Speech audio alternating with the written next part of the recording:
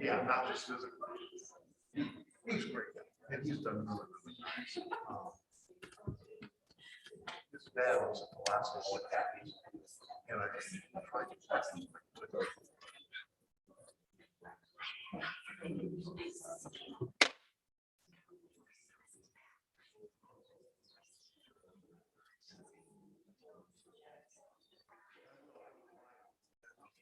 See if I can figure out how to search. Here's where he did.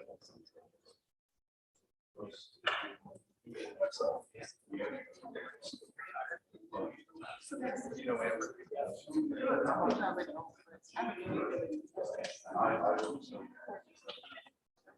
yeah.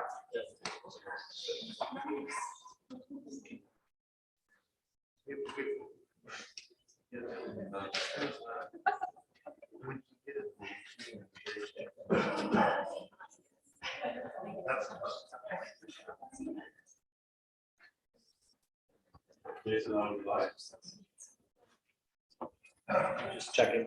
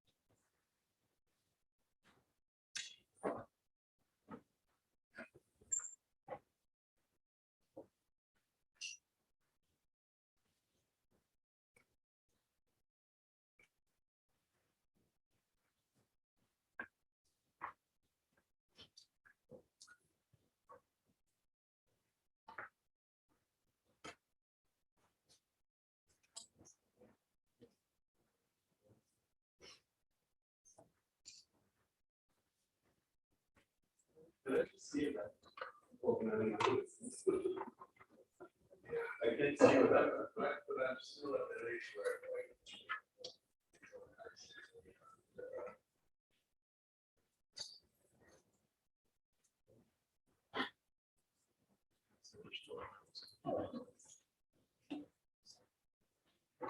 Good evening, and welcome to the Gilbert School Board Candidate Forum. My name is Omar Asmadi. I'm going to be your moderator for this evening. I want to let everybody know that the forum is live broadcast on the school board YouTube channel. First of all, I would like to say a few thank yous. Thank you for the people who are joining us here this evening. Thank you to the folks who are attending the live broadcast, and also thank you to everybody who submitted questions already on the Google document. I also would like to thank the candidates for running and for their willingness to serve as school board members. I would like to thank the high school staff, especially Jason, for helping us with the setup and the technology. Special thanks to Duha Akili for organizing the forum on behalf of the PTO, and also special thanks to Jen for moderating the online part of the forum. Before we start with questions, I'll provide some information on the elections. The elections will take place November 2nd from 7 a.m. to 8 p.m. Please check the Story County election website. On terms of your precinct, some polling locations have changed since the last election.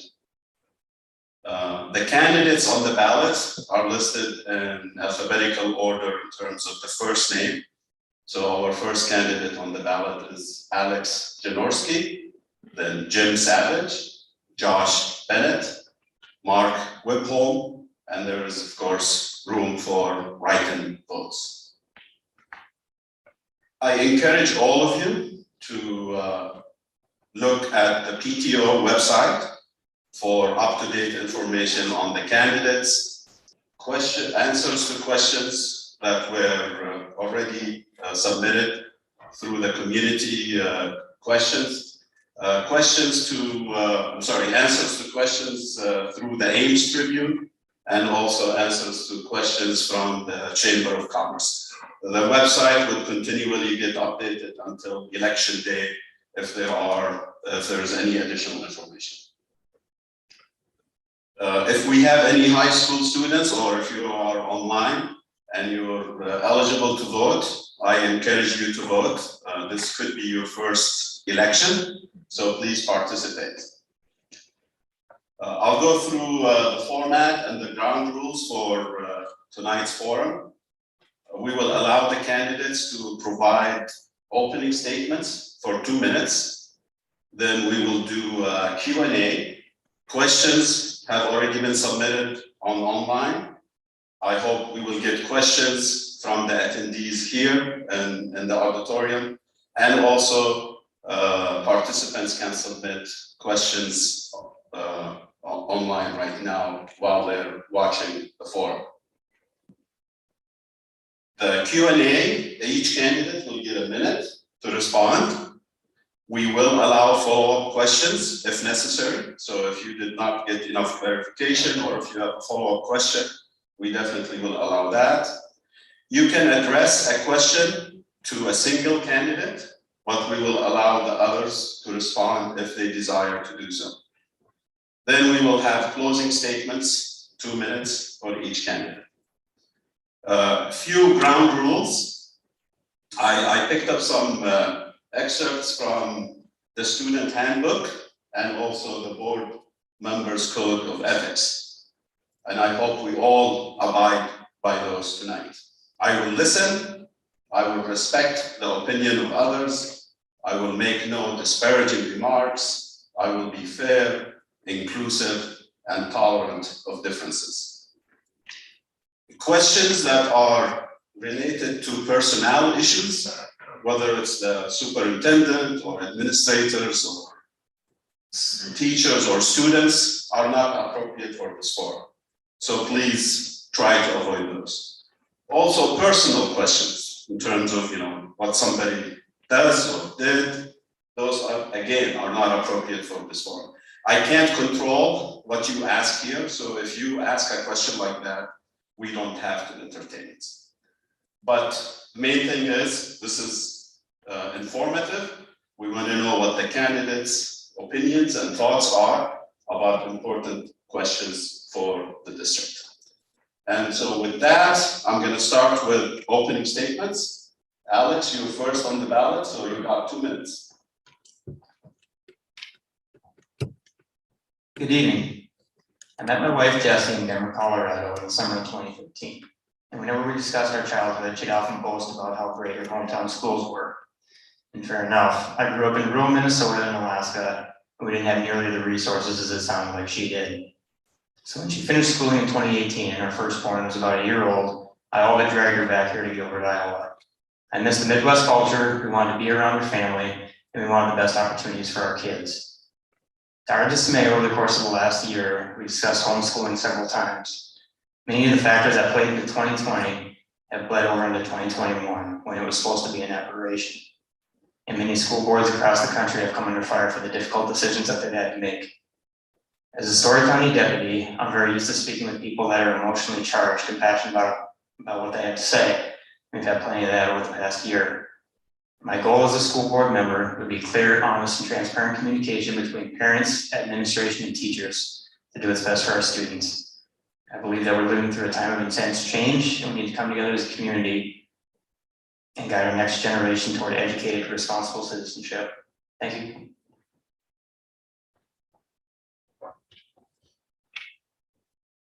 Thank you, Alex. Josh, you're next.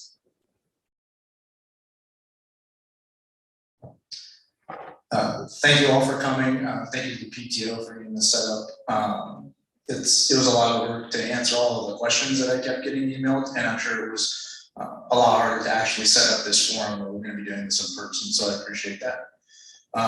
So I've lived in Gilbert for the last 2 years now with my wife and 3 kids, 7, 5, and 2.5. It's actually on Friday is my wife and I's 10-year anniversary, and about 2 hours ago, we got back from Duluth. Because I thought this would be way more fun than a vacation. So currently I work as a lieutenant with the Ames Fire Department, and before that I was the training officer. So when this opportunity came up to run, I looked back on some of the adult educational experience that I had and thought it'd be a natural fit. We're doing this mostly as a thank you to the district that has served our children very well already. With some of the learning struggles that we've had. We've just been very appreciative, and this seemed like a great opportunity. In addition to my full-time job, I own a business doing CPR training and first aid training, and currently the volunteer EMS captain and service director for the Gilbert Fire Department. So I've already had some pretty neat opportunities to work together with the district and kind of get some of that background there.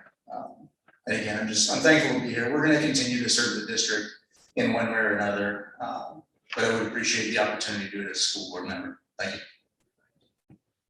Thank you, Josh. Jim, you got 2 minutes. Hello, my name is Jim Savage. Thank you for the opportunity to be here. So my wife and I moved to Gilbert in 2015 with our 2 kids.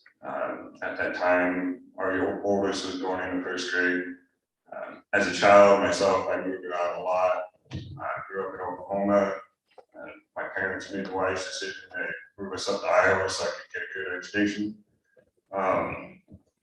Moving around a lot made me realize that when I had kids, I wanted them to be in a good school with stable, stay in one school and not move around a lot like I did when I was a kid. So when we got to Story County, saw Gilbert schools, we knew this is where we wanted to be.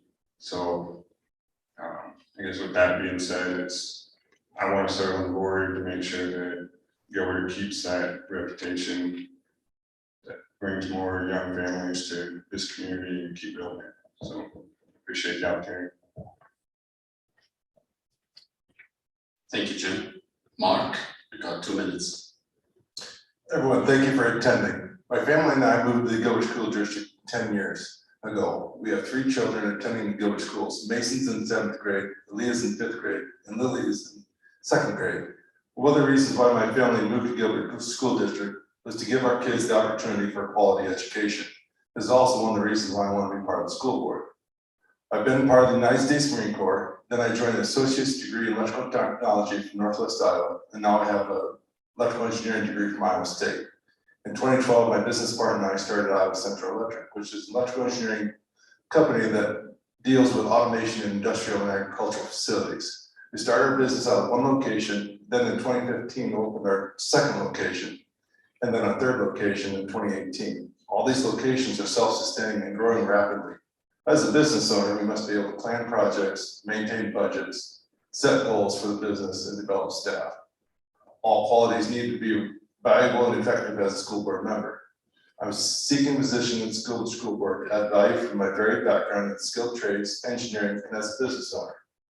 We're all noticing a large demand in the skilled trades industry, exposing students to this type of work and increasing the available curriculum being taught at the high school level would help those students that may not want to enter a career that requires a 4-year degree. And even those that do require a 4-year college degree, skilled trades is still a very valuable asset for life.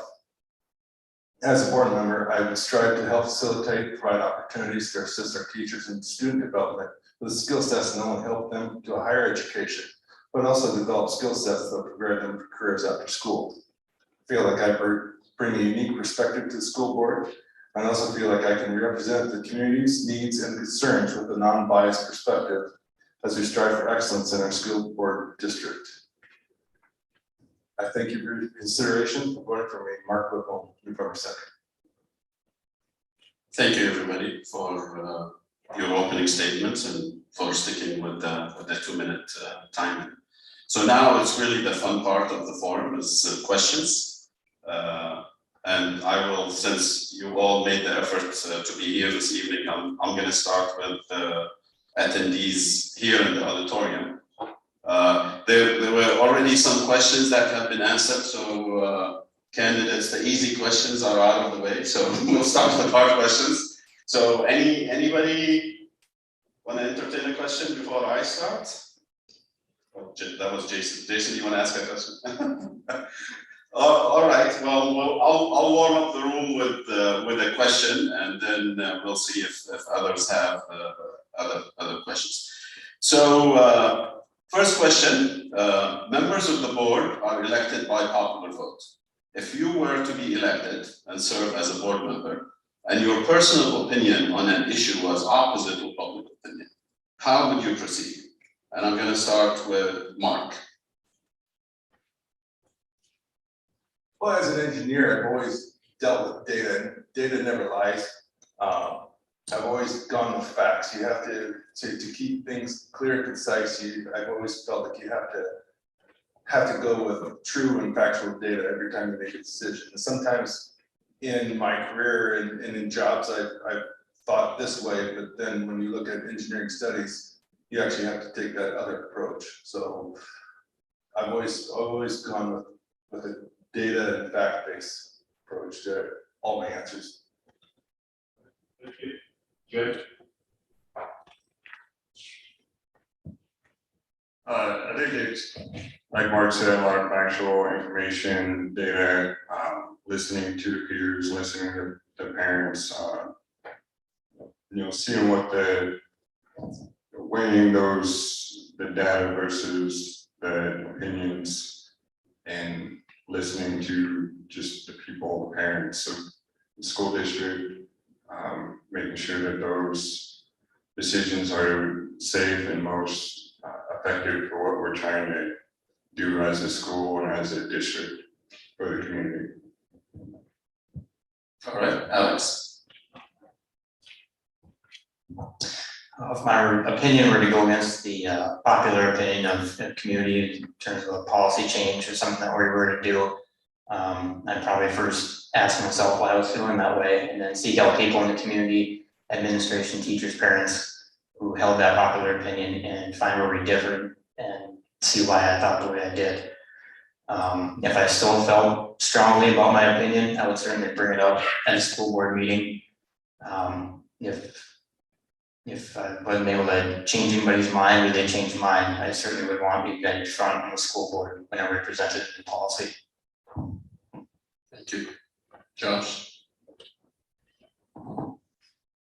So anytime I'm trying to make a decision like this, be it at work or out with my own life, something that I have learned is that if you have two difficult opposing positions, one of the best ways to come to the right conclusion, or at least the most appropriate one, is to frame your opponent or the opposing view, frame your understanding of that or your defense of that in a way that best explains their point of view. Someone that may have a different opinion than you, they should be able to hear you explain their point of view in a way that they actually agree with. That means that you've done enough research, you've looked at enough data, you've talked to enough people to actually understand and make an informed decision. So that's how that happens. All right, thank you, everybody. If I don't see anybody at the mic here, I will continue with questions. Jen, if you're getting questions online, please let us know. So kind of the same vein of questions is, could you support a board decision you did not vote in favor of? Why or why not? And we'll start with Jen.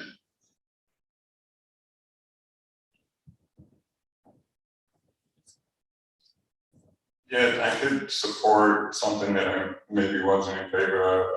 There's always something that you may not be in favor of at first. And then, I've done this several times where you may not be in favor of something that you hear, but then you end up hearing, more facts and more opinions, and you kind of just learn as you go, I guess. And yes, I can support something that I might not have been at first, and thus I continue to not support that. Then there would be, more discussion every time you want to decide on something like this. Always takes a lot of discussion, a lot of thought. Alex? You know, as a board, you're supposed to be leaders of the community, and like I stated before, if I had an opinion that I didn't agree with, that most of the board did, you know, I'd feel comfortable in stating that opinion to them, but at the end of the day, if I was overruled, I think it's important that we present a united front to the community instead of being divided. We're supposed to be a leader, and we should lead united from the top down. All right, thank you. Josh? So in a position of leadership like this, the burden is on me individually to attempt to compel the right decision, or the decision that I feel is right.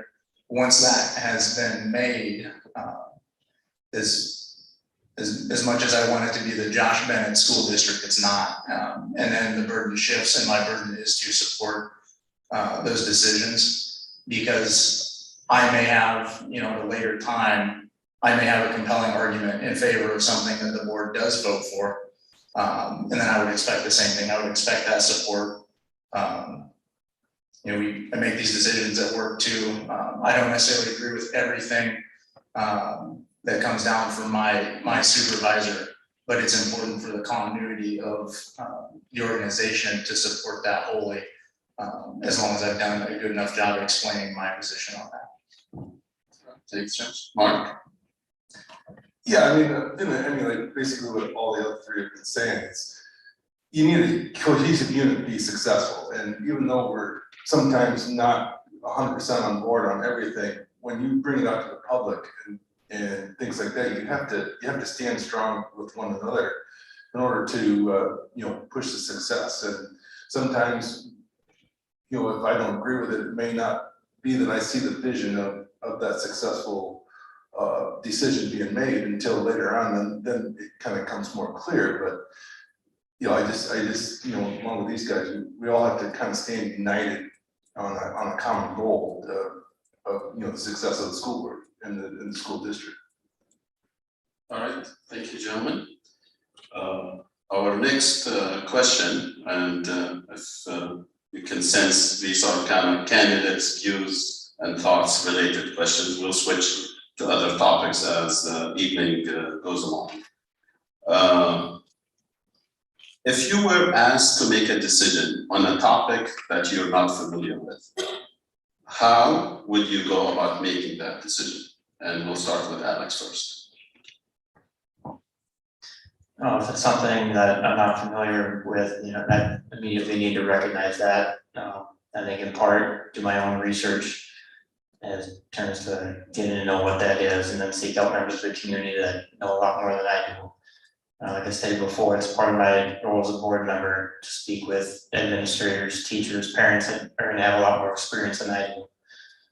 So after getting that educated opinion, doing my own research, I can bring a much better opinion to the board, and we can discuss it and discuss how to move forward. Thank you. Mark? Sorry, right, no. Yeah, I think we'd have to rely on doing, you know, our own research, as well as, you know, talking to other, you know, staff and teachers and other parents on, you know, what their ideas and opinions are, and try and gather as much information as we possibly can in a short time to make a sound judgment on what we think the community as a whole is leaning towards. Josh? So as a board member, you know, I view that job as someone who is supposed to sift through all of the information. I relate a lot of these things back to my job just because it's what I know. When a new firefighting method comes out, it probably isn't going to come from the fire chief. It's probably going to come from someone that's out there actually doing the work. And it's definitely not going to come from the city council. And it's the same way here. You have subject matter experts in the school district. We hire really great staff, lean on them to come up with the best possible solutions. And then at the end of that, we do have to set some bookmarks and maybe do a back and forth to set any restrictions that we may have to do on any solution. But it does start there. Jim? Yeah, gather information as much as I can, anything that I don't know about. work with other board members and peers to find out what they know, and always research from both sides of the topic, you know, to try and get to learn, you know, both sides of any topic that you look at to research. So I guess definitely work with other board members and find both sides of the information. All right, thank you. Any questions from the audience here? There's a mic behind you, just please.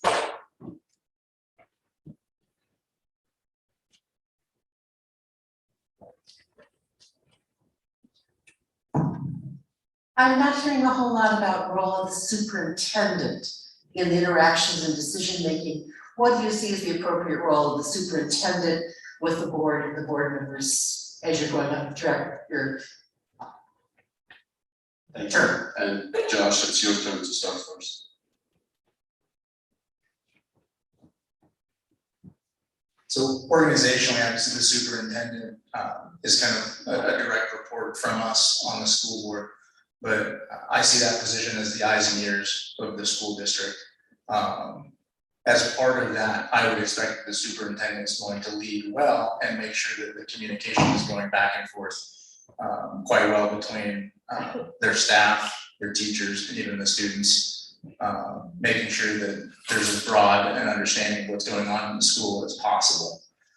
That's how that relationship is successful.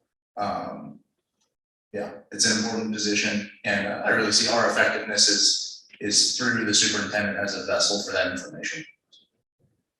Mark? The role of superintendent is, you know, they're the ones that have their finger on the pulse as far as where the health is in the school district. Know where the staff is, where you know, where we're needing more support and more resources for students. You know, and their relationship with the school board is just, you know, basically relaying, you know, the school district's needs, and as a school board, it's our job to try and figure out how we can support that superintendent and, you know, better the community and the school district.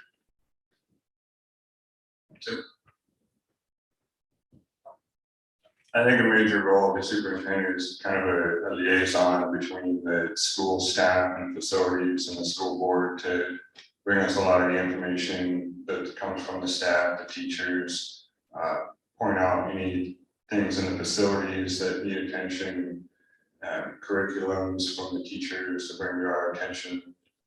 So a big job there is just kind of the liaison between the school board and the teachers to bring information.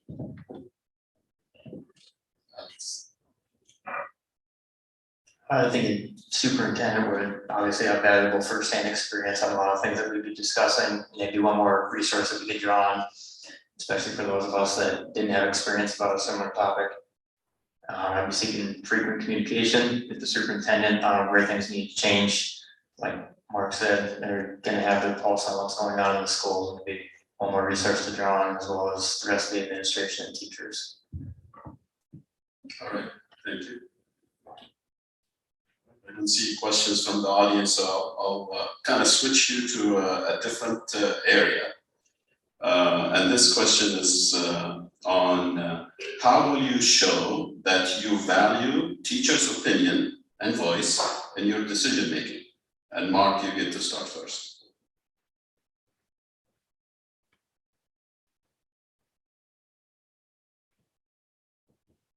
Well, just like with the superintendent's role, I mean, the superintendent's gonna rely on the teacher's opinion on, you know, the health of their class and the resources that they're required to make their classroom better, or what they're teaching that much more effective. So, you know, I think teachers, superintendents is just, it's kind of like it trickled down. It's not really, I'm not probably using the right term, but it's kind of like a hierarchy where the teachers, I mean, just a huge role as far as understanding, you know, what the needs are for the success of the students in their learning capabilities, and that gets brought to the superintendent, which then gets brought to the school board, and then we try and figure out how we can facilitate, you know, the success of the students' growth. Jim? I'm sorry, I was getting a new mic, so I missed part of the question there. Okay, not a problem. So how will you show that you value teachers' opinion, voice, in your decision-making process? I think definitely just by listening and letting them know that you listen, reaching out to them, asking for their information and their opinions on some of the topics that we have to make decisions on. All right, thank you. Alex? Our teachers spend some of the most firsthand experience with our students, so they're really gonna have an idea of exactly what our students need inside our classrooms. They're gonna have some of the best ideas about what our strengths and weaknesses are in our curriculum. And I think they'd be a heavy influence on any kind of policy decision that we make. If I was to serve on the school board, I look forward to the opportunity to be in schools in session, being able to talk to teachers before and after classes about what they see our needs are and what needs to change. Josh? I like this question. I have a fairly tangible example based on how I like to be led.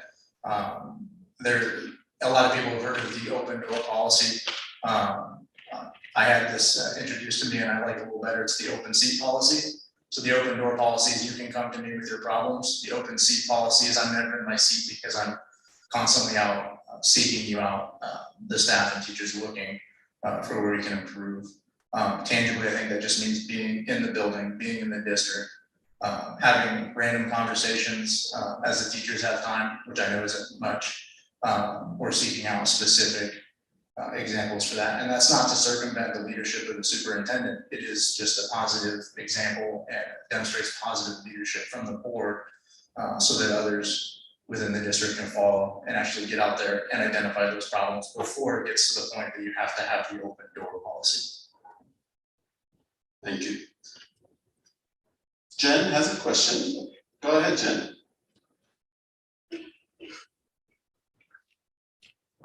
Good evening. What would you do to start addressing equity, diversity, and inclusion in Gilbert schools? That question goes to Jen.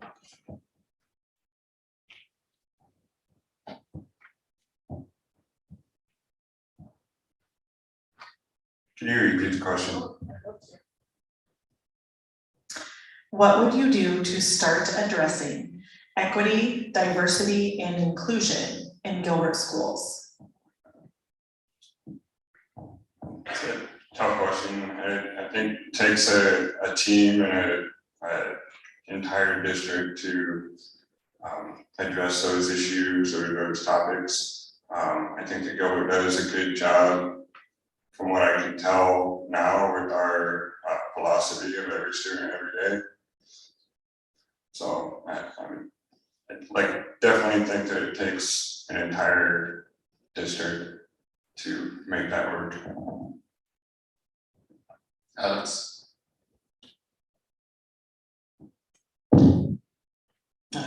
I think those words have been weaponized somewhat, and one of the terms I guess thrown around is critical race theory. I believe that divides students into privileged and victims, oppressors and oppressed. I think it teaches a lot of students that a lot of what happens to us is outside of our control, and is based simply on appearances. I believe we need to foster personal responsibility and initiative within our students. Through my time training in jiu-jitsu, my wife has found the same thing training in the military. When you're focused on a higher goal with a group of diverse people, race is something that's quickly forgotten, not focused on. Our students should be able to socialize with their friends and approach the classroom with that same kind of mentality. I believe a comprehensive history of our country should be taught, but the divisiveness of past racism shouldn't be forced into our current cultural context. Josh? So I think a really effective way to do that is to regularly demonstrate successful people to all of the students with many diverse backgrounds. So yeah, cultural differences, race, religion, those ones that we're familiar with. And again, if you've read some of my questions before, I'm slightly biased in my answer to this, because our son is struggling with ADHD quite a bit. And that's a diverse challenge that he has.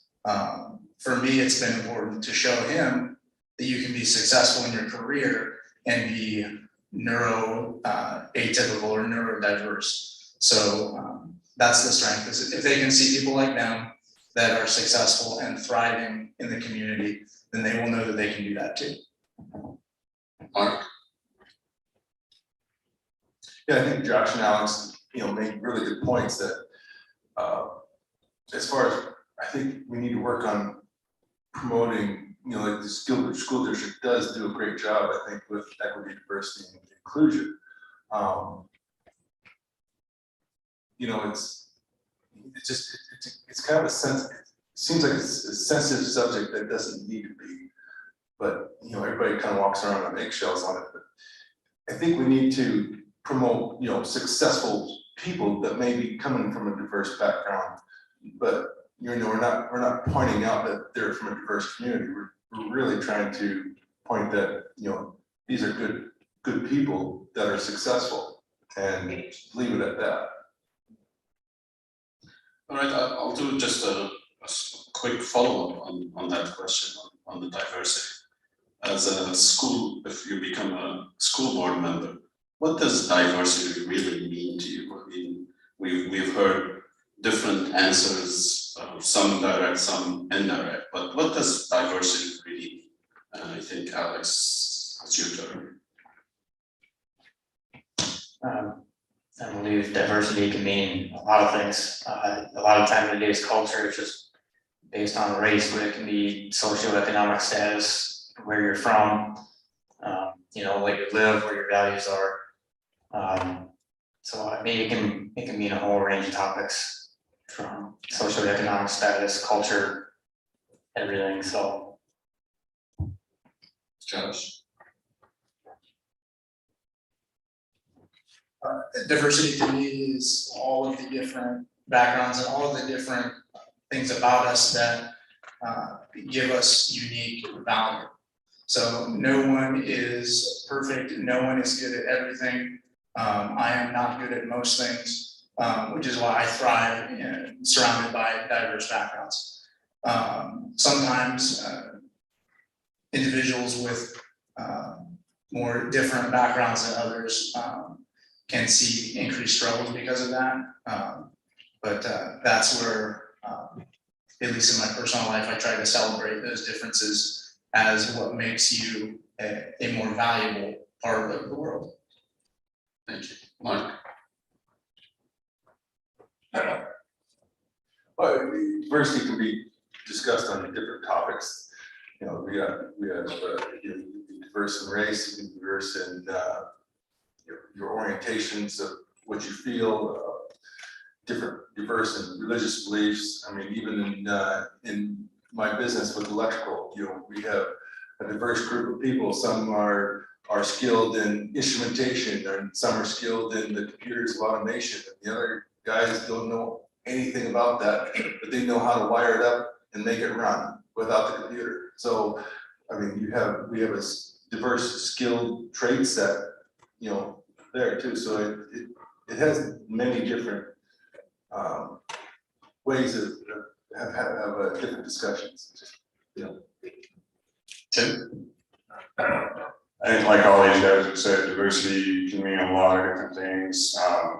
It seems like these days and age, it always kind of goes to race, but it can go to a lot of different things, financial statuses, how, sporting events, and it just, diversity can be a whole range of different things, and I think we get back to just character,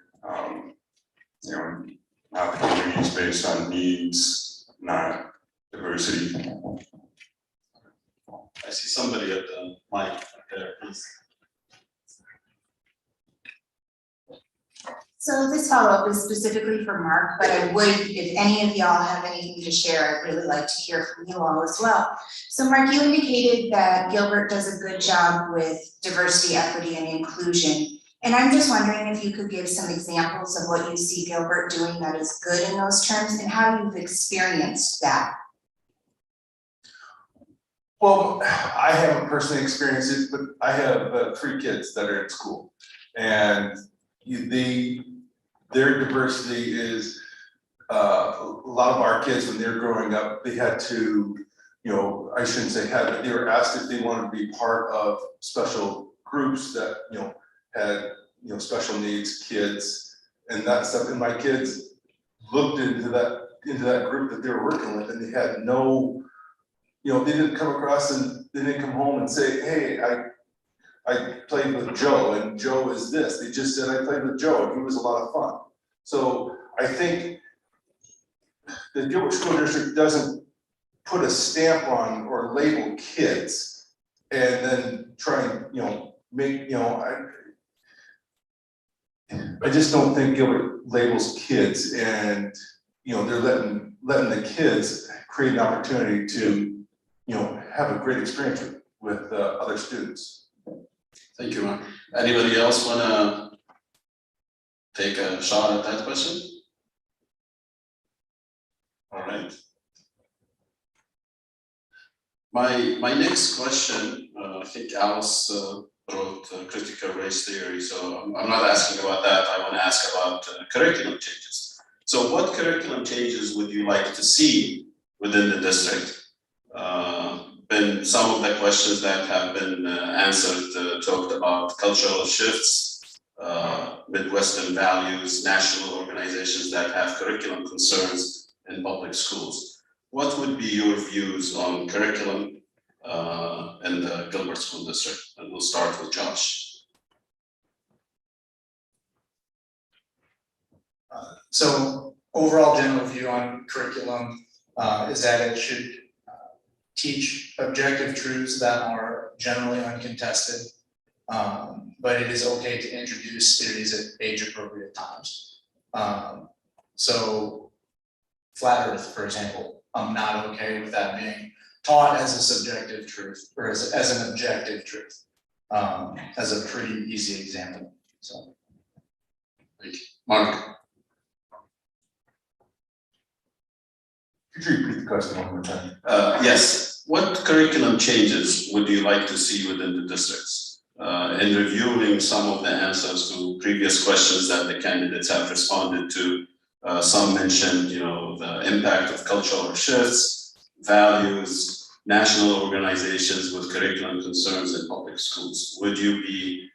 What's your view on, curriculum changes if they're necessary?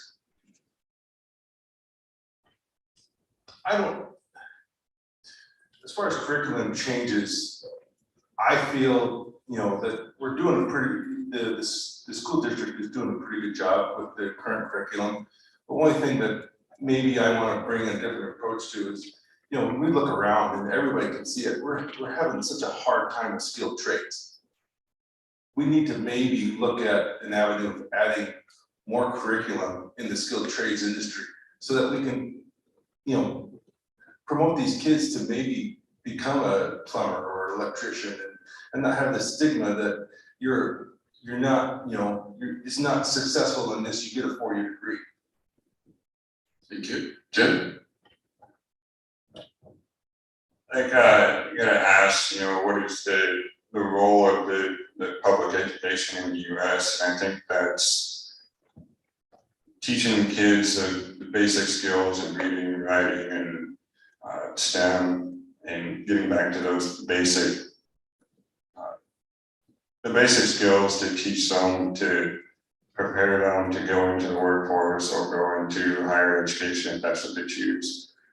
Like Mark, I run an electrical business with 20 fuel electricians, and I also see the struggle that we're having to find skilled trade workers. I grew up in a trade. I did construction all summer in high school. I started being an electrician right out of high school. I went to a 4-year trade school while I worked. Never had student debt, went right into the career, and for 20 years, that's what I've done. And I've made, I feel like, a good life for myself without having a true 4-year degree at a university with, student debt, so. Alex? I agree that our curriculum in the school should be based on fundamental education, and culture, religion, politics should be left for outside sources such as the family to teach the kids. Like Jim and Mark mentioned, I mean, there's plenty of other opportunities, and I think instead of reacting to our culture, we need to be proactive in giving our students the best opportunities possible. We're just looking into demands that our current college programs have in immediate careers such as the trades. If we're going to continue to be a leader in the Iowa school system, we should be focused on giving our kids a head start and opposed to other kids around the state, whether they want to go to college for an in-demand program or to start a career. Thank you. Yes, sir. Tech guy. Hey, real quick, just want to say thank you. Thank you for putting yourselves out there. I know it's not easy. This position, as you know, is one that's under a lot of scrutiny, a lot of pressure. So thank all four of you guys for running, and also thank you for being respectful of one another. I really, really do appreciate that. It shows a lot to our community and who we are as a district. Now my question, if you followed the last few, last year or so, our school board meetings, open enrollment has been a topic of discussion. I just wanted your thoughts overall on open enrollment.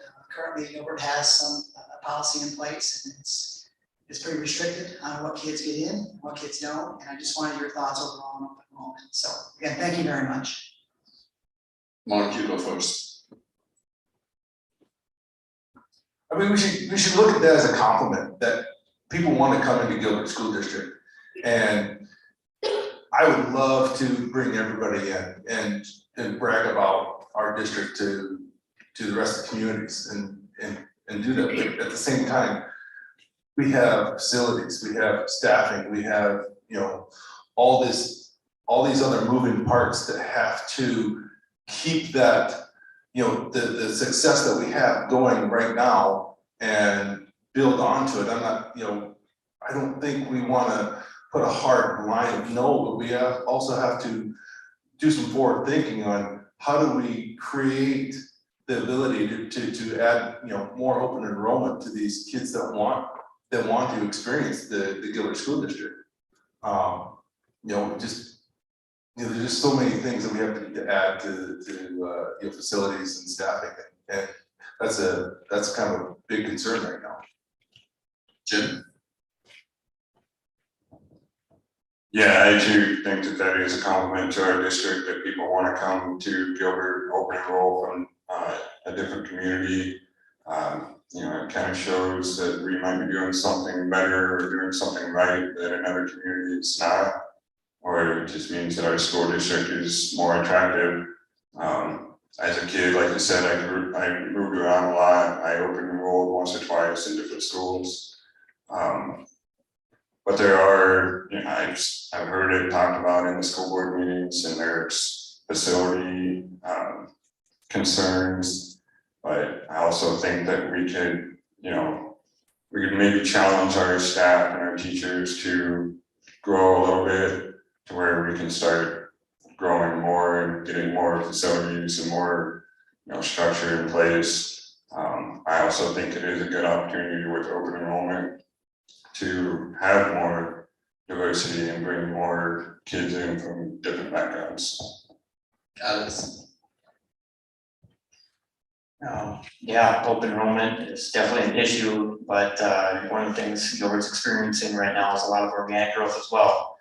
Part of the problem, I moved into South Gilbert about 3 years ago. We moved back because my wife Jessie had such a great experience here. They bring up a lot of good points about it takes a lot of infrastructure growth and able to handle more kids. Means building more facilities, more infrastructure, getting more teachers aides before we bring those kids in, because we want to make sure that Gilbert maintains not only is a valuable spot for students, but for our staff as well, and that they're not overwhelmed with the number of students we have coming in. Josh? That question resonates with us because before we moved into the Gilbert School District, we actually did try to open enroll our oldest child. Now, that being said, we knew that there was essentially a slim chance that we would be able to open enroll. We accepted that, and we did end up buying a house just because it worked out for us in the district. But we're seeing a ton of people doing that right now. Purchasing houses, finding apartments just to get into the Gilbert School District. That's awesome. But it doesn't, we are going to be faced with rapid growth because there are a ton of housing options that are developing north of Bloomington Road. And we do need to take care of that first so that we can grow appropriate with our tax base. I'd be open to looking at that policy in the future, but I'll be honest, I don't know what kind of an effect that would have and if we can absorb additional right now. Josh, I'm just gonna do a quick follow-up and then I'll get back to you, Jim, since it's on the same topic. So Josh mentioned the potential growth and it might be quick growth. As a board member, how would you handle that? Because you're setting most of the time long-term policy, but sometimes you have to react to short-term needs. So as a board member, how would you deal with this additional growth that's gonna happen, even with open enrollment as the previous question mentioned? How would you deal with that as a board member? And we'll start with Jim. I can kind of relate that to the business that I run because we are trying to grow, but you can only take on so much work with the workforce that you have before you can grow. So we're constantly challenging our guys to, think outside the box and take on a little more responsibility, take on a little bit of more work. So I mean, it's growth is a hard thing because it's something you want to do, but there's so many different variables that can hold you back from growing. So I guess I would challenge the staff, challenge the board members to think outside the box, take on a little bit more. If you can take on 2 more kids in the class, and until we get to a point that we can add more teachers, add more classrooms, obviously, outgrow a facility. So that would be, challenge the staff to grow. Alex? In terms of the fast growth, I think it'd be something that we really have to have close communication with the city council and the city planners to try to get an idea of what exactly we were looking at in terms of population growth. It'd also be something that I really seek out communication with cities like Ankeny, West Des Moines, who have experienced this for longer. They've had very rapidly developing communities as well to see, what they feel they've done right, what mistakes they've made. It'd also be clearly communicating with our teachers to see exactly what they need, explain the situation, and that we would, do our best to maintain the Gilbert excellence as best we could when we go through the change. Josh? So I echo some of that. We have a great template to forecast what the district is going to look like in the future. This should not be something that takes us by surprise.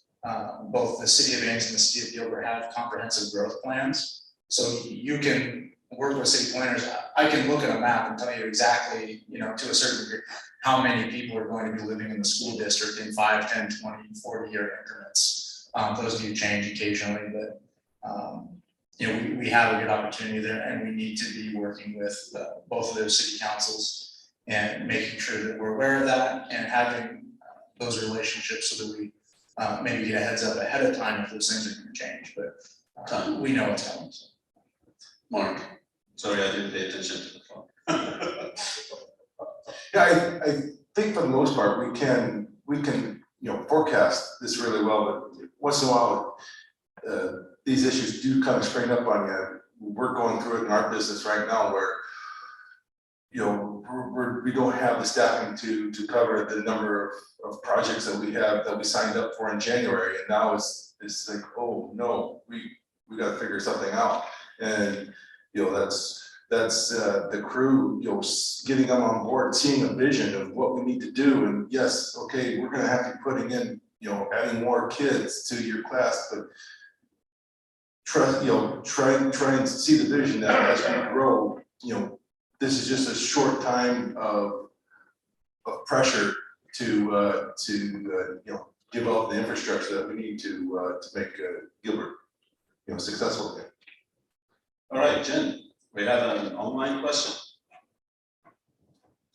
Yes, this is a follow-up to either references made tonight or statements made in a candidate bio or in some other way.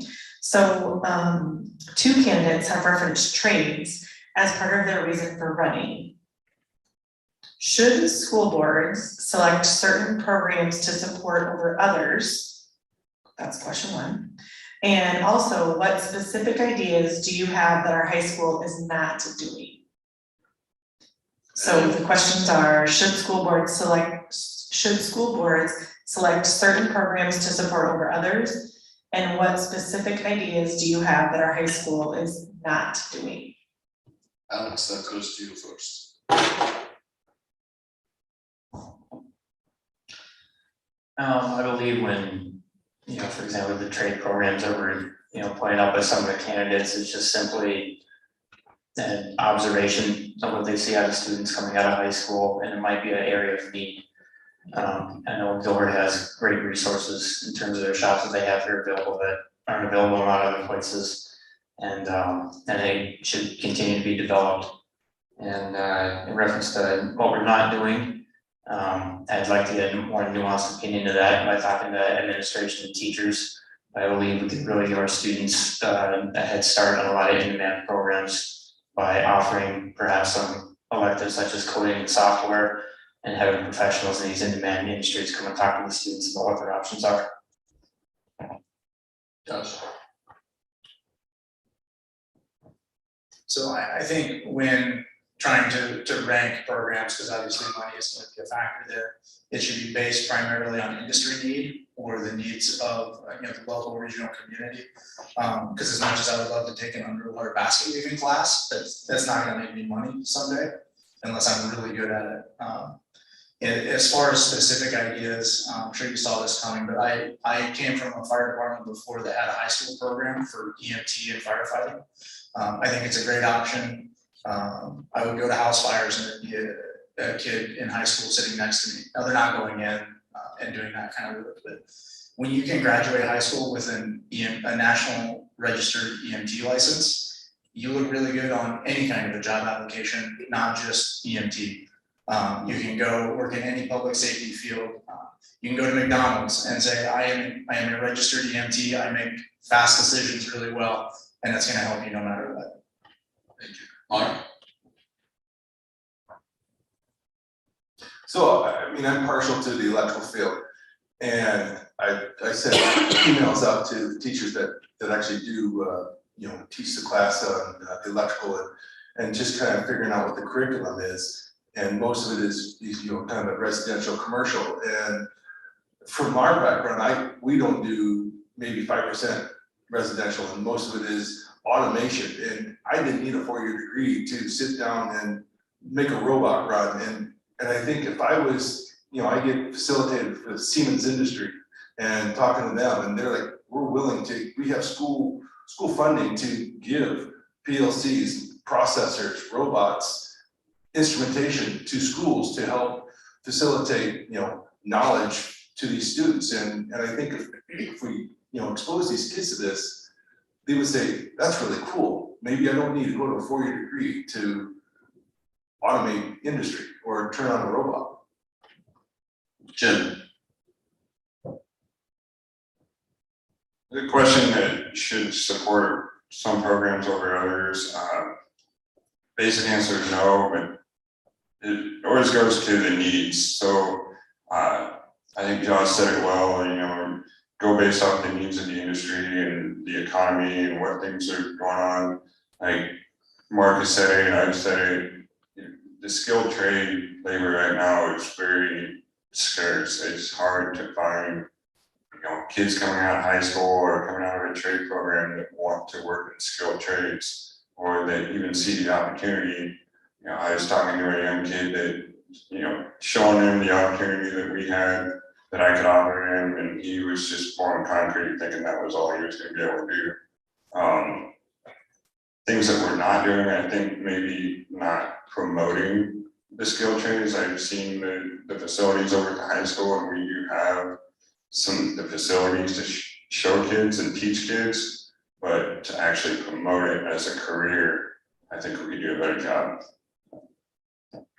All right, thank you for that. She did provide it, is that correct?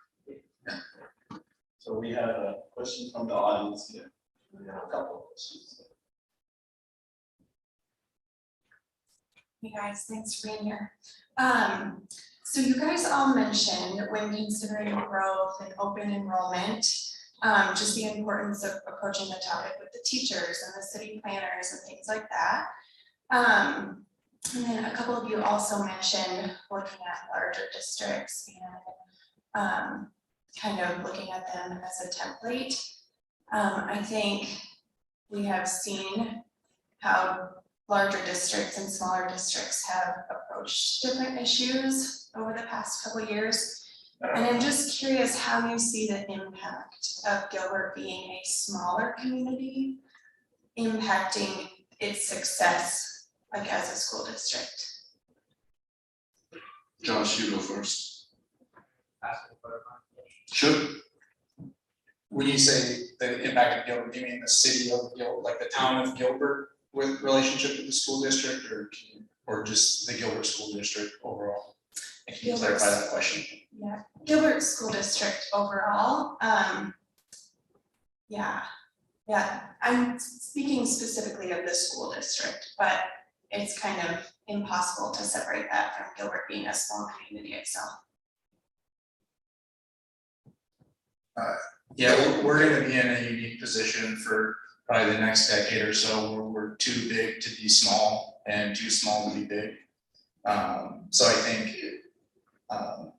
this isn't a cop-out, but I think we're just gonna have to rely on our staff and our superintendent to be aware of those challenges. You know, there's an ideal student to staff ratio, and if you go one above or below that, you know, it's not gonna be the end of the world. I think there's some wiggle room in there, and we're just gonna have to rely on that to make sure that we're growing at the appropriate rate, and then just rely on the fact that we do have a pretty good idea of what's coming as far as the growth patterns. I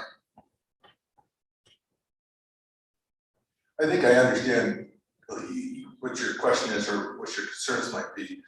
You know, I have a sister that teaches down in Valley West Des Moines, and that's a 5A school in football, and you know, they have tremendous size in the classes. And talking with her, you know, you get over 25 kids, and it's just hard to focus and, you know, to develop the kids.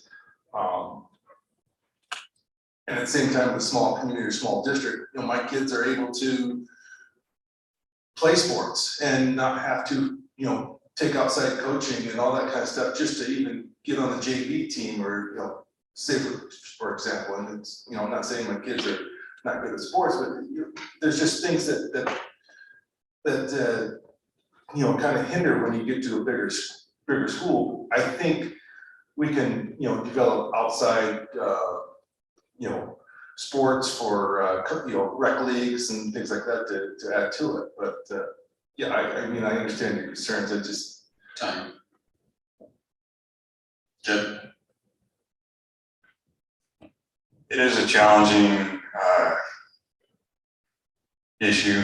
It's a good problem to have with growth. I've said it before, I moved around a lot. So my 6th grade class in Oklahoma before I moved to Iowa was at 600 kids in 6th grade. And then I moved to Iowa to a small community that had 500 kids K through 12.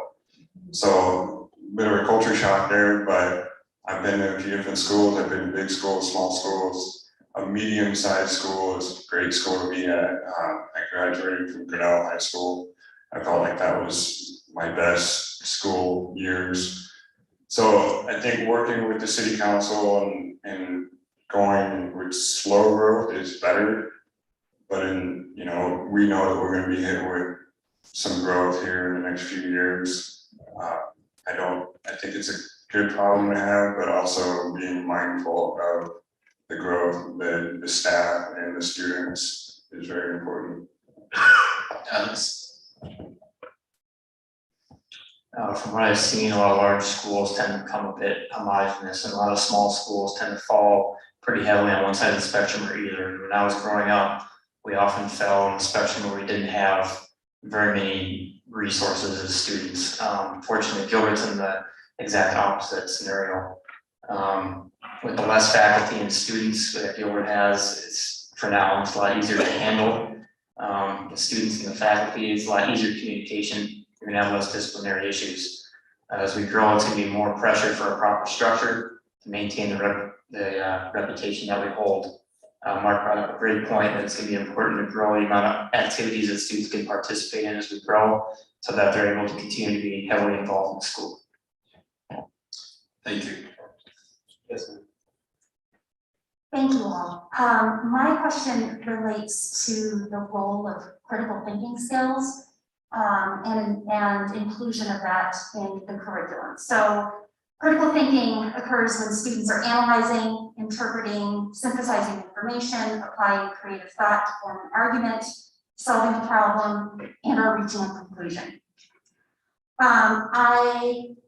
It is my understanding from the research that critical thinking skills is fundamental toward being successful in applying for higher education, as well as being successful within higher education. Is also a critical component in being successful in the labor force, in whatever level or type of job that we're focusing on. So my question is, what do you see as the role of critical thinking in considerations on curriculum? Do you see, and I guess kind of relating to that, do you see limits on what can and cannot be taught in the classroom as potentially limiting the potential for critical thinking in the classroom here within the school district? Thank you for that question. Mark, you go first. I would promote the critical thinking skills. One of the things that I see in some of my young guys that work for us is they're still developing those. I think a lot of it could be that we're not letting our kids fail, and fail is considered a bad thing. But a lot of times, my biggest learning has been from getting, I call it kicked in the head. And, we have to let our kids, mess up and learn from their critical thinking and skills of why they screwed up and how do we make it better. And we just, sometimes we're kind of trying to lead them down the right path, and sometimes maybe we gotta let them learn what the right path is. Thank you, Mark. Jen? I agree. Supporting critical thinking is very important for young kids. Critical thinking can get you into a lot of places in the workforce. Like Mark said, there's a lot of kids that come into the workforce that may not have that critical thinking. They were taught that, they could always figure it out or they can ask somebody, but there's times when critical thinking, you get into a leadership position or you get into a management role, critical thinking is all you do. And running a business is always, I'm trying to be proactive and think critical, like what could happen or how to avoid it, but also how do I get better? Kids fail, and the goal of that is how to not fail again or how to get better at what they did and use their critical thinking skills. Yeah, a lot of times when you talk to adults nowadays, they like to complain that students don't have any common sense nowadays, and I think that pretty much equates to critical thinking skills. I discussed earlier that I didn't think the school should teach politics, religion, or culture. That meant more of a one-sided argument. I certainly think that these things can be brought up in appropriate courses in schools, but students should be allowed to openly discuss either side of those topics and to ensure that, respect for all sides is ensured. I really think in order to promote that kind of critical thinking, there should be a focus on student involvement in courses such as literature and social studies to force those kids to formulate arguments on either side. Josh? So I think making it a regular part of the classroom environment is important. At an early age, I say, why does this butterfly have orange and this other butterfly does not? Things like that. But something that has been important to me in my development through my own mind and some of my own learning struggles. As a district, we need to resist the urge to abandon the arts because they cost money and they don't necessarily make money, right? The arts, when you learn to make music, when you learn to make artwork and draw and paint, those things have a very strong correlation with someone's ability to critically think. So that's important. There's a difference between someone that doesn't know how to run a chainsaw and someone that can't figure it out. So that would be, that was just a tangible example that I see. The arts are important. I don't work a very artsy job, but I understand how important that was in my development and ability to do this job. Thank you. We have another question. Thank you, all of you for running for school board. As Andrew said, it's great to see you for running. One of the key responsibilities for the school board is financial responsibility, fiscal responsibility. And educational finance, at least in Iowa, is pretty complex. And we've got 2 board members that are rolling off the board that bring a lot of financial experience to our board. My question to you is, what do you bring to our board with regard to experience with organizational budgets? Thank you. Jim, you go first. I think I'd go back to my career and my, coming up in the electrical field. I started out as an apprentice. I worked my way through. I was a foreman for about 12 years and running large commercial projects. And now running a business with 20 guys, I'm always thinking about, the finances we have to figure out.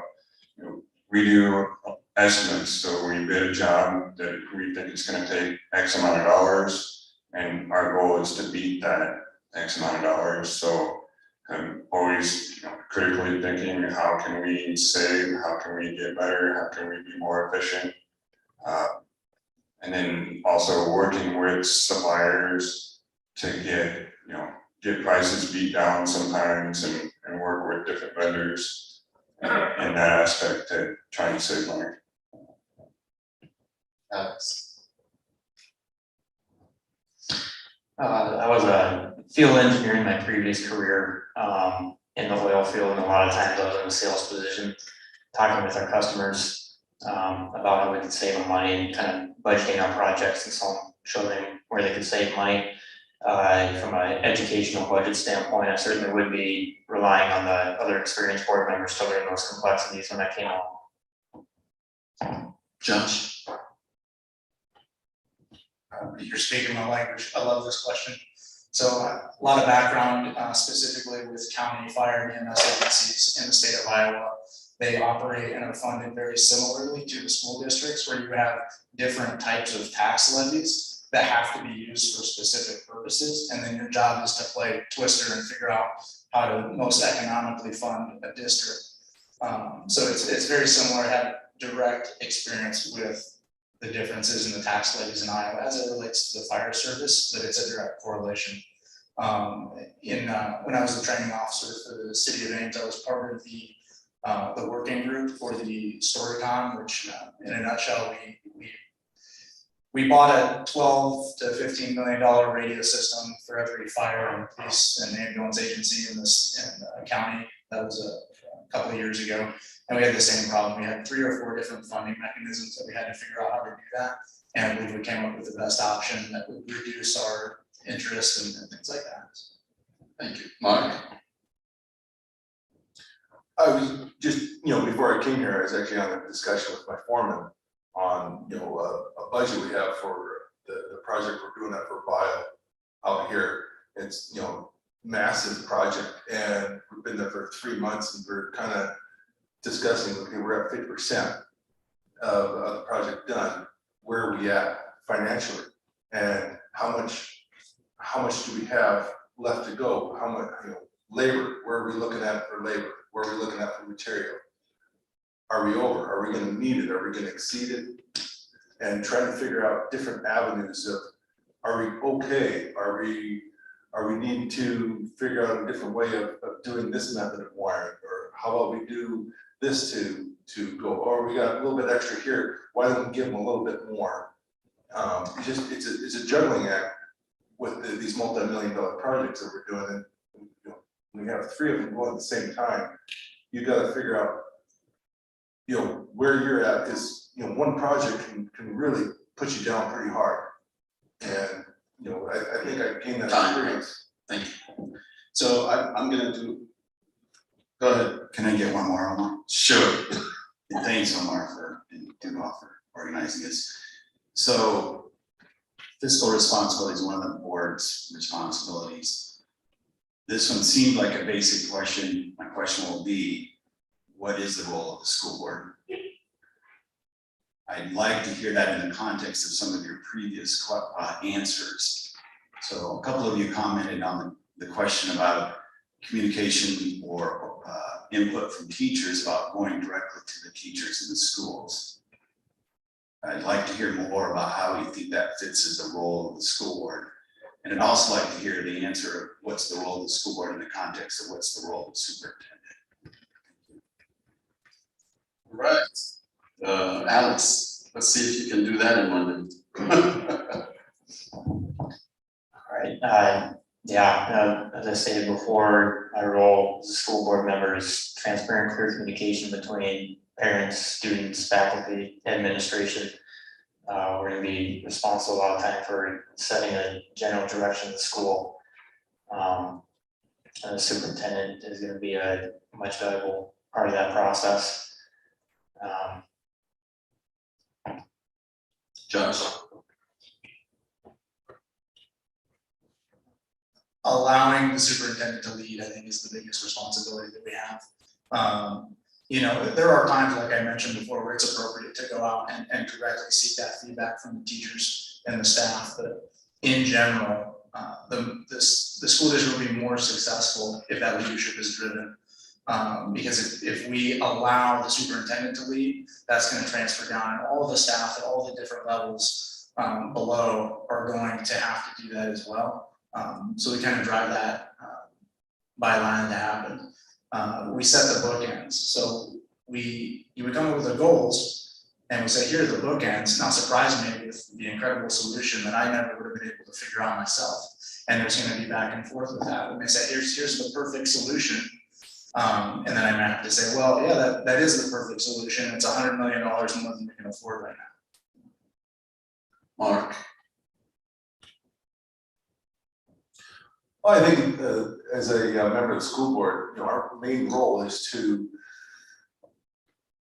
listen to the superintendent and where you know the heartbeat is on the school district, and it's our responsibility to be, you know, financially responsible on helping, you know, this district develop the resources needed and figure out the infrastructure, facilities, and the needs of that, and maintain our track on what the goal and the vision is of the district. You know, we're going to rely on the superintendent to kind of basically, you know, operate the functions of the staff and the you know, the direction that the students are going with their education. Jim? I think the role of the school board is to listen to all of the input. We're going to get a lot of input from the superintendent, who gets the input from the staff, but I think also even the parents, probably their first choice is to email the superintendent and or the school board.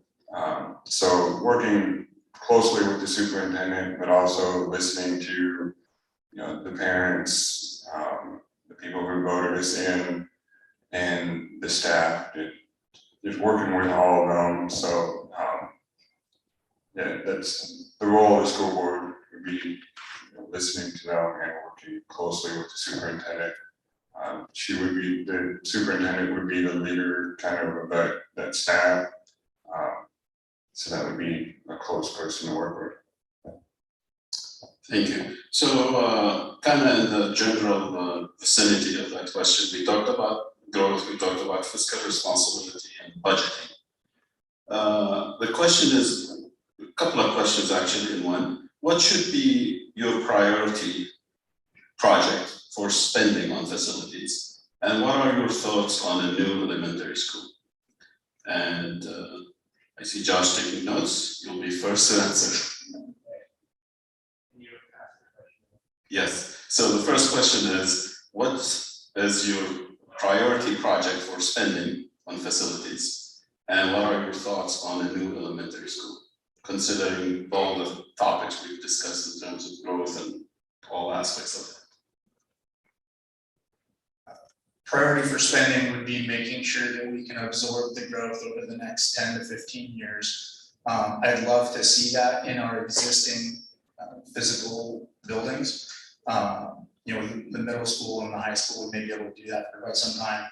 But obviously the elementary school, as it is a direct part of this question, I see it outgrowing, I see us outgrowing that space in that same time frame. I see that as a nice opportunity. We do have some land available, or we can get land. It's, we talk about the trades and some of the different ways to support all of the different types of students we have. I'd like to see, at least the discussion if could we repurpose the elementary school for maybe a trade program focused in that area or something like that. So just some ideas I've had. Mark?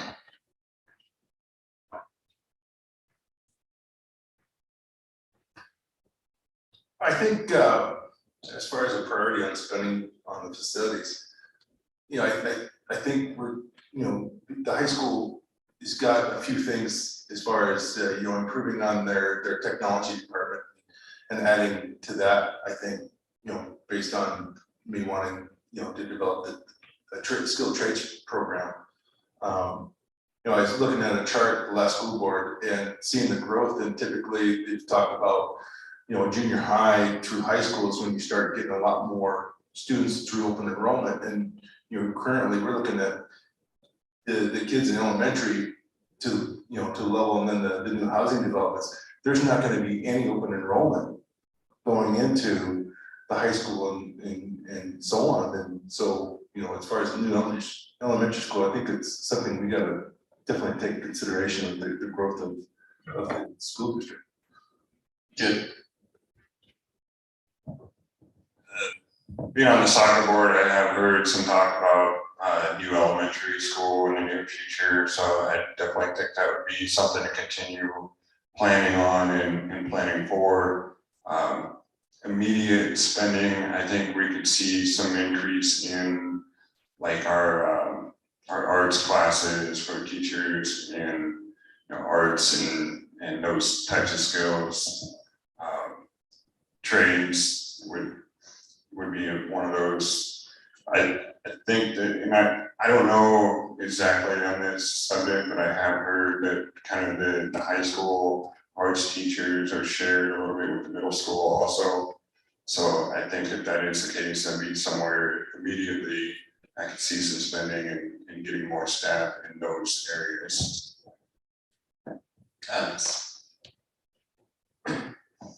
Immediate priority would be to put in additional classrooms as well as our faculty in order to accept our new students. Expand on those facilities that are going to be in current and future demands, such as trade facilities, computer labs for software, coding, etc. I thought Josh brought up a great point that if the decision is made to go forward with the new elementary school in order to accept our growth, that we can repurpose those buildings to serve some of those needs and can save a lot of money that way. Thank you. So my next question is a completely different topic. And so do you feel that our schools are doing enough and doing it early enough to educate our kids about internet security and safety? Mark, you first. Yes, do you feel that our school is doing enough and doing it early enough to educate the students about internet security and safety?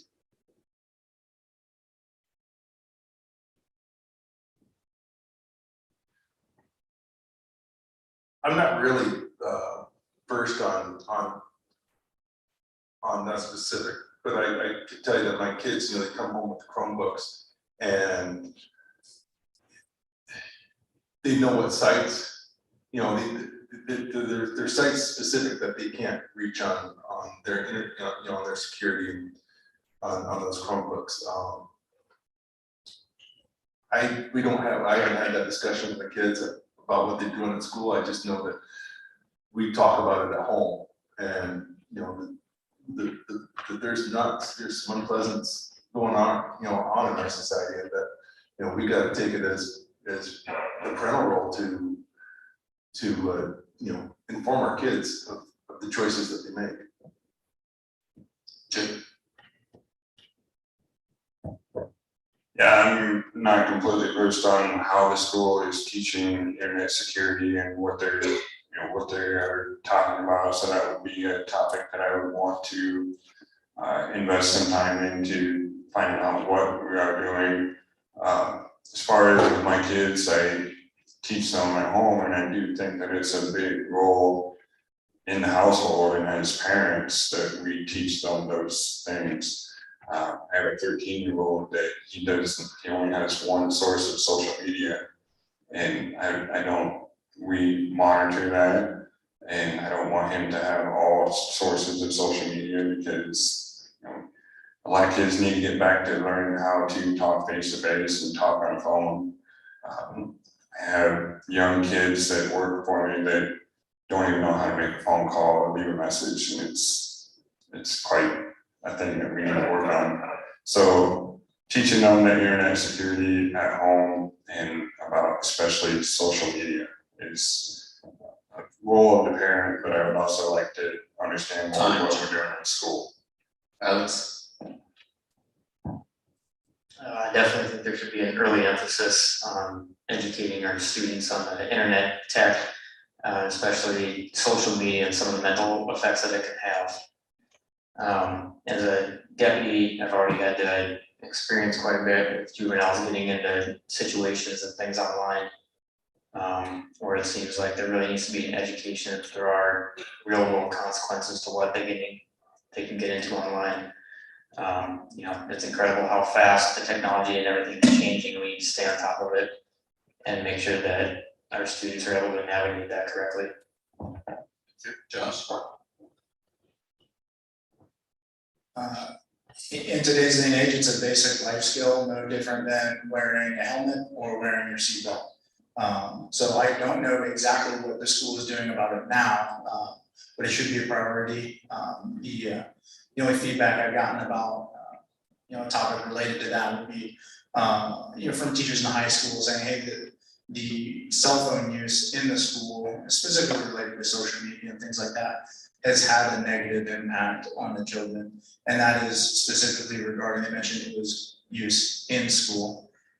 So I think that whatever program or you know, teaching aid we come up with to help with internet safety and security should also address the mental health safety that comes with using a phone that has access to all of your friends and even the mean ones. And this is kind of a related topic, and I know you've talked about it in some of the questions, but I would like you to expand a little bit on that. Bullying in schools is a huge issue. It is related to, you know, part of internet security and also safety. What are your views on bullying, and how can we address that in the Gilbert School District? Jim, you get to start first. I think bullying starts at home. I think it starts in with parents, teaching kids to be good, kind, treating others with respect, no matter, you know, what they dress like, or what sport they play, or you know, how they talk or speak. Bullying it definitely plays a role in the staff and in the school, but it starts at home. So I think really the staff would have to work more with the parents on bullying. Obviously, there are consequences that have to be made. That student needs to be, taken out of that situation. But I think a lot of it has to do with parent to teacher to make sure that it's taken care of. Alex. Looking through the online Gilbert site, they certainly appear to have robust definitions and protocols for bullying. It looks like this has been a focus of the school district for quite a while. The bullying often occurs because someone is different, and I believe that policies and rules should reflect and emphasize equal treatment for all. The P3 campus resource that students can use, we've had it seen used through great effect through the Story County Sheriff's Office. The students can anonymously report anything from mental health concerns to bullying, and we respond personally to talk with them. Once we're done talking with them, we can offer them resources such as mobile crisis, where mental health professionals will physically come out, talk to the students, sit with them through their struggles, and see if there's anything else they can do for them. Josh. So this is a peer-to-peer issue, so you don't solve peer-to-peer issues by going above or below that, you solve that at the peer level. And I think we don't put enough emphasis on using our student leaders. They are leaders, whether they're leading well or leading poorly doesn't change that. They are leading the other students. I think we need to identify students that are influential and that are well respected within their circles, all of the various circles, and rely on them and really try to drive that home for them. And I think the consequences, when you look at athletics, if you get poor grades in athletics, you might not play. I think if we can see that you're having a significant impact, an intentional impact on the mental health of other students, I think you have the same consequences. And we should be willing to support that as parents who might see our children sit out someday because of the way they treat other students, not just the way that they learn in school. Thank you. Mark. I gotta look back and I'm glad that, there was not social media when I was in junior high. I mean, if there's bullying on me, it was over the phone, and I'm old enough to have a party line. This bullying creates, mental health concerns, and as Alex was saying, there's avenues and resources that Gilbert has got good resources to, from what I'm hearing, is going to help these kids, and then Story County Sheriff's Department, to help along with that. And then going along with what Josh was saying, promoting good leadership within our youth to show us good role models, and maybe even we start promoting clubs, outside of like youth sports, and like have a computer club, or have so that like-minded people can have some other people to group together with and feel comfortable with other people around them. Thank you. Yes, we have a question from the audience. So we've heard several times tonight that needs to happen at home, that starts at home, that's up to the parents to teach them. The reality is many of our students don't have a home life where that's happening. Through no fault of their families, oftentimes they are busy working multiple jobs to support their families, to do other things. Can you explain what you see as the district's role in supporting families and how you go about helping addressing those issues that need to start at home that can't start at home? Thank you for the question. Alex, you go first.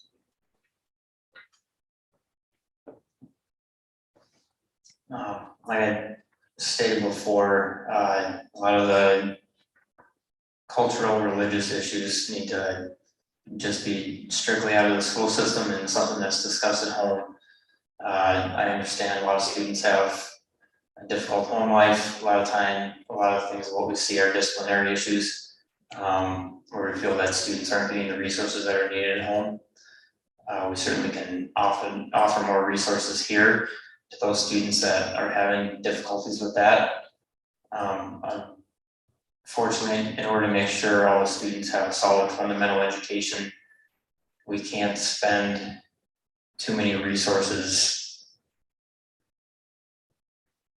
just focusing on the students that are having trouble. We need to make sure that we're doing stuff that's right for all students. But we can certainly offer extra resources to those students that are having issues. So I'm gonna give Alex a chance to respond when everybody else is done, but I want to add something for the rest of the answers. Is, you know, I consider this as the program that we have in Gilbert here to feed kids that can't have a good breakfast, because we know nutrition is very important for our educational mission. So when you're answering the question, kind of think of that as a holistic approach versus just one aspect of it. So Josh, I'm gonna go to you, and then Alex, as I said, definitely get back to you if you want to add to it. So there's an interesting dichotomy between the burden and the responsibility involved with the school district. So the school district does not have the responsibility to teach children at home, but we are burdened with what happens when they come here. Some of the most growth that I had academically and socially as a child struggling through school was in a remedial math class. I finally got to go and sit with kids that were like me. I finally got to learn at a pace that made sense for me. And I was supported in a classroom with other kids that learned at the same pace that I did. And I think when we identify children that we are burdened with that do not maybe have the same support outside of the school, we rely on the teachers to identify their strengths, because they have strengths. Every student has a strength, regardless of what they're struggling through, and try to lead and guide them into a program or a class or a club where they can get that leadership from one of the staff members there and build that relationship. Mark? Yeah, Gilbert has got, extremes to where we have, people that have a high level of income to, where we, those are, they're not at that high level of income. Gilbert does do the bag of groceries, community to send home with those kids that are struggling. As far as, my wife and I were fortunate to be able to both work and work with that now, others aren't. I think there's, as a school board, there's only so much we can do, but, maybe avenues that we can try and talk about is, again, the leadership, the youth leadership programs, the adding clubs that they can be part of after school, that they can work with other kids that might be a good role model for them. Thank you. Jim? I think this question would definitely challenge me as a school board member to learn more about what those challenges are and to work with the staff to see what is happening in those situations. I'm blessed that I've been married for 18 years. I've been around strong Christian families all my life. I have good, strong friendships with people. So unfortunately, I haven't been in that situation, so I don't exactly know how to deal with that. So I would definitely strongly rely on other staff members and board members to see what opportunities are there. And I think Josh made a good point of peer-to-peer. I think we definitely do need to rely on that a little bit and try to get those kids involved with some other kids that may have a better home situation to where they can be role models for those kids. Just present the opportunity where the needs are. Alex, do you want to extend? Through questions like that, it's clear, Gilbert has a great amount of empathy for any kind of students that are struggling. And the Feed at Breakfast is an excellent program, and I hope we keep that kind of culture as our school district continues to grow.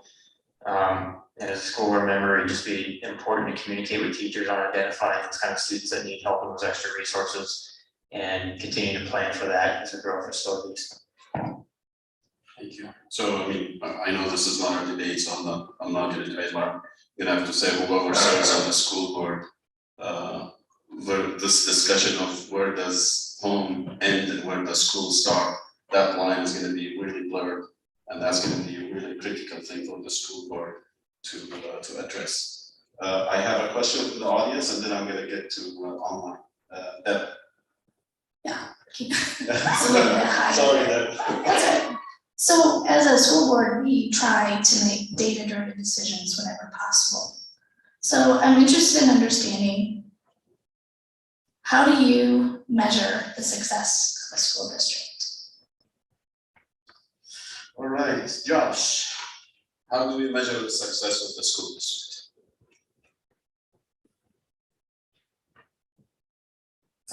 At the risk of sounding corny, I would say, how happy are the students after they graduate and as they go into their regular lives? I don't necessarily measure the success by how wealthy our students become, how many doctors we have or anything like that. I would measure it by their mental health coming out of this. You'd be a wildly successful school district to have kids that are well adjusted and take care of each other. After going through rough years like high school. There are all kinds of academic standards that we can use, and yes, that's the technical answer. And that's a good answer too. But to me, in today's day and age, I would look at the peer-to-peer relationships. I would look at the mental health needs of the students, and that to me is how we judge the success, because it's not just the education. Mark.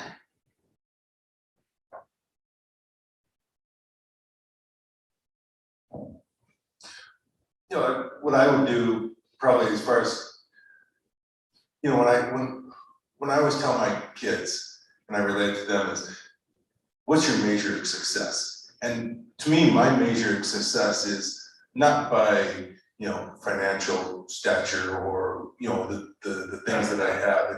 It's more on, when you walk down the street, you want people to say, there's a good guy, there's a guy with good character, there's a guy that's hardworking and honest and is gonna treat everyone fair, and doesn't matter what their opinion is, they feel like everyone is out to contribute to society in a positive way.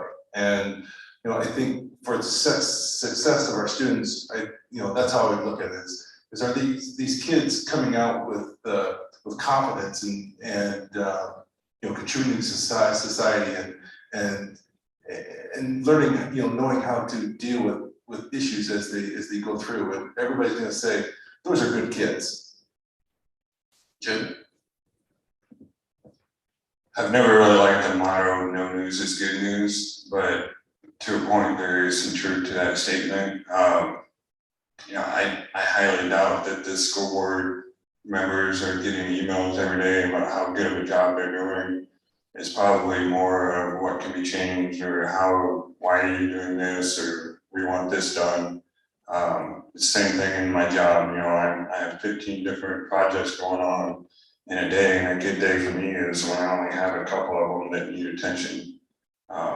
Another example is, I've been to a few of the school board meetings lately, and when you only see one or two people there attending from the public, it probably is a little bit of a sign of, a little bit of success, because people aren't at the school board meeting with pitchforks.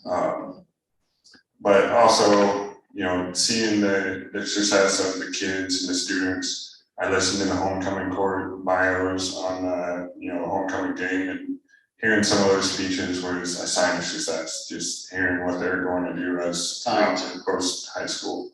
Thank you. Alex? I believe there's a lot of different ways that you can measure success with school district.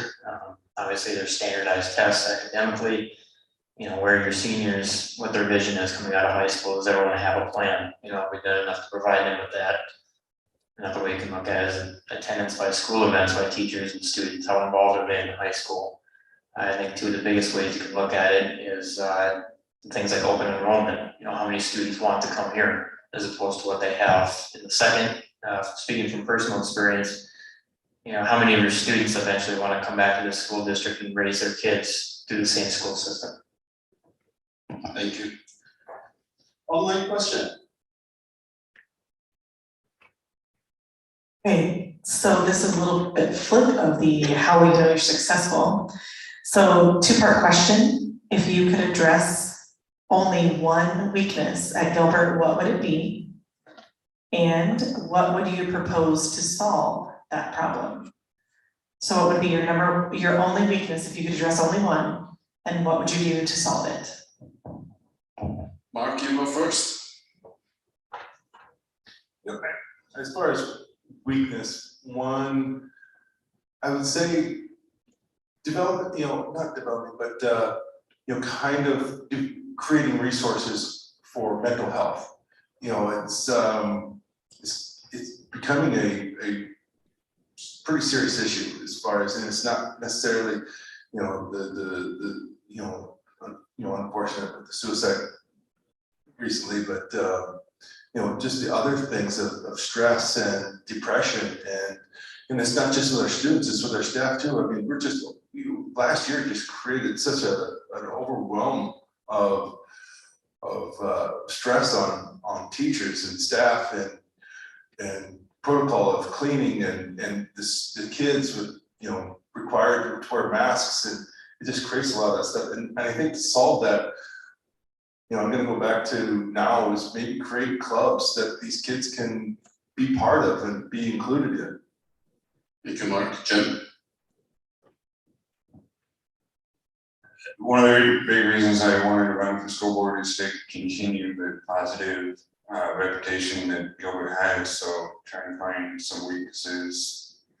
I mean, there's some, and it's hard to point out one main weakness. Another one of the main reasons I want to run for school board is to help promote the skilled trades. I think it's, to go back to Mark's point a little bit on the mental health, there's a lot of pressure on these kids, and when they're in high school, to find out what they're going to do post high school. And I feel like, for the last decade or so, 4-year university has been the #1 driving thing that, it's every kid has got to decide what university he's going to go to or what college he's going to go to. So I think relieving some of that pressure and promoting the skilled trades, that there are other opportunities, there are other avenues of making a good living and have a good career. Alex? One of the things I was recently educated on, I also believe that mental health should be a major focus point for improvement. I was recently educated on the Move Mindfully program. I recently heard of this. I believe it brings a lot of good things to kids. Over the past 18 months, all the phonetic messaging and inconsistencies have bring a lot of stress to everyone, especially kids who rely on structure for an optimal learning environment. And instead of teaching kids tools to unwind and refocus, a lot of times they're just put on meds when they're diagnosed with ADHD, anxiety, or depression. I'm not an expert by any standard, but I've listened to plenty of educated people who have cited a lot of these as a misdiagnosis for kids that simply are wrapped up in social media and are spent more and more time in the classroom instead of more time to relax, to play, to move around. Physical education has become something that's less focused on currently. I think we need to focus on that also. So the mental health of students, starting in kindergarten all the way through 12th grade, should be a focus point. Josh? So again, like many, it's a mental health issue that we're seeing. It's systemic, and it's outside of our control, but we are burdened with that, like I mentioned before. I like creative and innovative solutions. A lot of times when you think of a weakness, there's usually a pretty solid example that you can go to. And for this one, we're all struggling through this. I'd like to reach out to ISU and see maybe there's a partnership that we can have. There's a lot of students that are learning how to become counselors and psychologists. Maybe there's an opportunity to get some of them into the school and to rely on that. That's a beneficial option for both sides.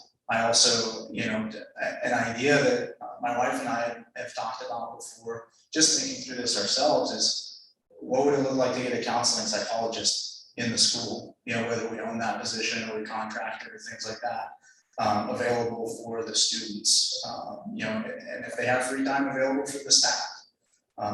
Not everyone's doing that, but I think it could be worth looking at that because it's not available in the community either without a 3-month wait. Thank you. This is going to be our last question before closing statements. So our motto at Gilbert is every student, every day. But lately there seems to be a push from some in our community to be more of a my student, everyday mindset. As a board member, how do you balance individual interest and maintain a culture of community in our district? And then Jim, you go first. It's a good question. It goes back to the role of the school board member to listen to parents and listen to the teachers and staff and the superintendent who might bring those types of issues up. So I think just like I said, the role of the school board member to not have that mentality of my student, myself, is our philosophy of Gilbert Community School District is every student every day. And I would push to keep promoting that. Alex? I think that every student, every day is a very powerful message. In terms of my student every day, I think during parent-teacher conferences, anytime we talk with parents, we need to keep pushing parents to do their job parenting as well. As Josh mentioned, it can be a burden on the school to handle additional resources and handle children that are having struggle at home. So to continue with our great culture, we need to make sure that parents do all they can to uphold their responsibility as well and continue raising great kids. Thank you, Josh. So we set that example and then we distribute that down through the leadership all the way down into the classrooms. So we build a foundation within the children that they are not the most important person in the room. And that sounds tough, but we all get along the best when we think about that, when we think about ourselves in that way.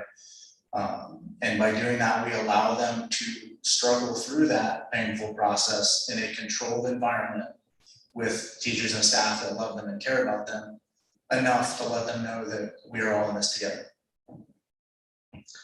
Thank you. Mark? As a school board, you gotta look at every student every day as the whole, and we're gonna go back to the previous questions on how to measure success of the school district. I think, when measuring success of the school district, we gotta see how all kids are, contributing members of society, outside of when they graduate high school or when they're, elementary.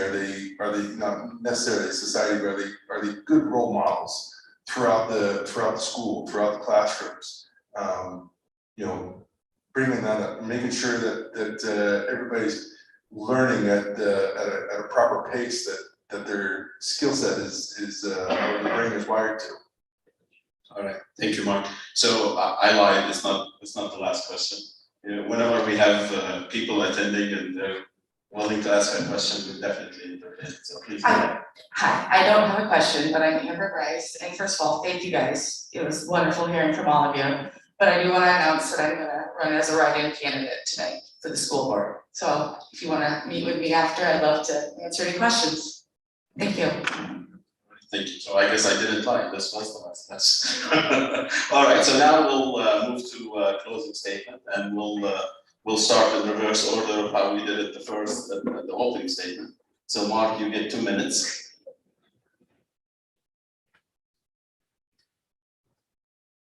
Well, I messed up. I didn't create a closing statement, but you know, I just feel like I want to contribute to the Gilbert School District, and I feel like with my background and my vision that I've helped develop in our business, you know, with financial responsibility and making sure that goals are set on time and on track, and, you know, just kind of thinking outside the box of how we can develop the Gilbert to be, you know, maintain that level of excellence to where, you know, people are concerned on how to open enroll or, you know, things like that. So, you know, I just feel like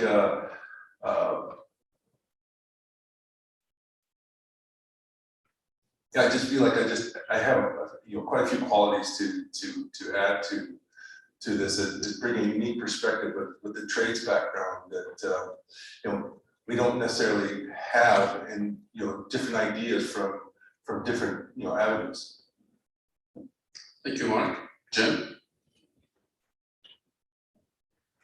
I too did not create a closing statement. I was hoping that some of the discussions and questions would bring my closing statement. Maybe you've already noticed I only made a few words, but I've moved around a lot. I've seen different schools, and I knew when we were around the Gilbert Community School District that this is where we wanted to be planted, where I wanted my kids to get their education, you know, and learn from and be the part of this community. I think it's a great community. It's a growing community, and I want to be a part of it, or is, you know, even beyond my kids' graduation. I'd love to see this community grow and be part of that. I've been on this soccer board since we got to town, coaching my kids. I've seen a lot of these kids grow up and watching them play football now together. It's just awesome. But just, I want to carry on the positive reputation that Gilbert has, keep it growing and keep it to be a school that people want to come to, want to open enroll into, and continue to watch it grow. And I feel like that I could be a good asset to the board to help continue that reputation. Thank you, Jim. Josh? So again, I really appreciate everybody coming together for this, either in person or online, and for the PTO for putting this on again. I'm sure that this is a lot of work, especially getting the fancy number thing up there. So we really appreciate the countdown. As far as, you know, the hey, vote for Josh kind of a thing, I have direct, tangible experience doing this in a municipal organization. You know, I've ran several budgets in my previous position with the city of Ames. I have experience developing curriculum for adult learners, which is a little different, but it is, you know, writing validated tests and things like that. So I understand at least some of the struggles that the district is going to go through as we try to answer some of these difficult questions about curriculum and about how best to help people learn. You know, I write performance reviews at work. I come up with personnel policies, procedures, and help develop future leaders within my organization. So those are things that I really enjoy doing, which is why I saw this as a natural transition into another way to support our local community, which is why I wanted to do this. So I also just want to say I'm so thankful at the questions tonight really show me that everyone here is concerned about the future of the district. This isn't, hey, what are we doing about this tomorrow? We're asking questions that are related to the district 4 years from now, 10 years from now. So it just shows that people here really care. We're not here for any other agenda other than to make the district better and to really support the students, because they are what will make our life easier and better as we all grow older.